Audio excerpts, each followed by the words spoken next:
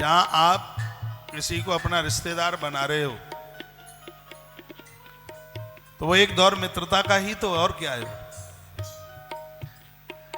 बेटी आप किसी को दे रहे हैं या बेटी किसी की आप ले रहे हैं, तो आपसे सवाया हो, आपसे 2.5 गुना ना हो। आपसे कमजोर होगा तो भी दिक्कत है, और आपसे ज्यादा धनवान होगा तो भी दिक्कत है। आपसे कमजोर होगा तो आप चैन में नहीं रह पाएंगे। आप कहेंगे कि हमारी बबली बहुत परेशानी है, भूखे भिखारी मिल गए हैं, बहुत दिक्कत परेशानी है, यही अंदर से, और आपको बार बार चिंता होगी उसके लिए बचा बचा करके, और आप जीवन भर आप देते रहेंगे। ऐसे घर में बेटी को देने में भी तो तकलीफ है। इसलिए जहां बेटी देते हैं वहां 9 बातें देखी जाती हैं।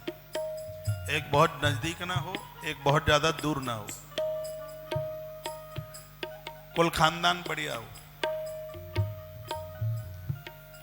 दोनों की उम्र में ज्यादा अंतर न हो, ऐसा हमारे ग्रंथों में वर्णन है। रूप रंग में भी ज्यादा अंतर न हो, ऐसा भी वर्णन है। गोत्र आपस में मिलता न हो, ऐसा भी हमारे ग्रंथों में वर्णन है। 9 बातों का जो वर्णन किया है, आपसे सवाया हो, आपसे 2.5 गुना ना हो, ज्यादा धनवान भी होगा तो उस बेटी को ये परेशान करेंगे, कहेंगे तेरा बाप भिखारी। और नरसी के मायरे में ऐसी तो कथा थी, वो भी आदर नहीं करेंगे, मान नहीं करेंगे, तो आपकी बेटी फूट फूट करके रोएगी। तो ऐसा क्यों किया जाए? वैसा ही देखो ना, जैसे आप कोई ज्यादा धनवान है तो सोने की दाल खाते हो, मुझे तो नहीं लगता, क्योंकि मैंने तो बड़े बड़े करोड़पतियों को देखा। तो आप ये ना सोच लीजिएगा कि जिनके पास बहुत ज्यादा धन है तो उनके लिए दाल के दाने सोने के आते हो, ऐसा नहीं। और आप वर्ग को देखिएगा, आप सबसे पहले पैसा देखते हैं, लेकिन कहा जाता है कि उस परिवार का सबसे पहले धर्म देखिए,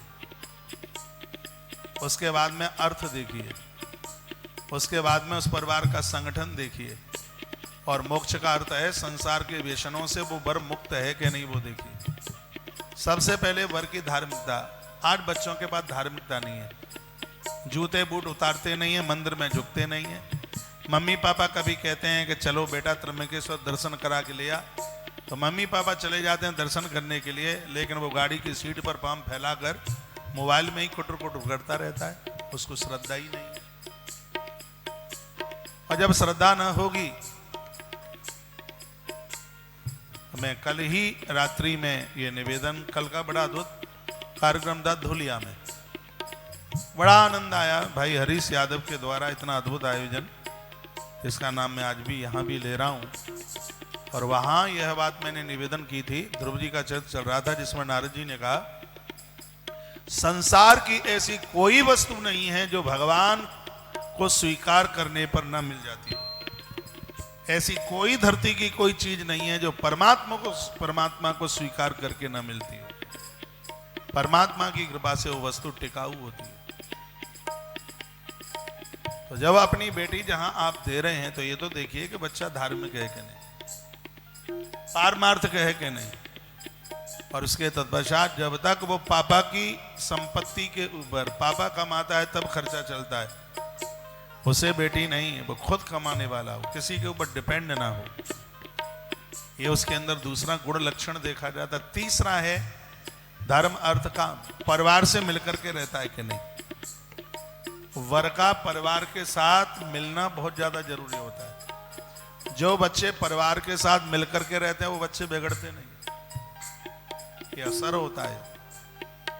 लेकिन आज की बहुत बड़ी विडंबना है, आज संबंध वहीं किया जाता है जहां सास ससुर न हो, अकेला रहता हो, तो फिर तो मालकिन हमारी बेटी होगी सब प्रकार से, ऐसा ही प्राय देखा जाता है। एक कोई बाप गया बेटी की सगाई के लिए, उसने वहीं से फोन किया घर बहुत बढ़िया है लेकिन सास नहीं है। तो इधर से घरवाली ने कहा कि मेरे बाप ने क्या देखा तुम जैसा भुद्दू। कहा क्या हो गया? अरे मुझे पूछते हो, जिस घर में सास नहीं है अभी तक तो संबंध पक्का हो जाना चाहिए था। 16 आना की तो मालकिन हमारी बेटी होगी, लेकिन हमारे ग्रंथों में लिखा है कि बेटी के पुण्यों में कमी होती है तब उसको सास ससुर नहीं मिलते। पुण्यवानों को ही तो सास ससुर की सेवा मिलती है। तो धर्म देखिए उस परिवार का, धन देखिए।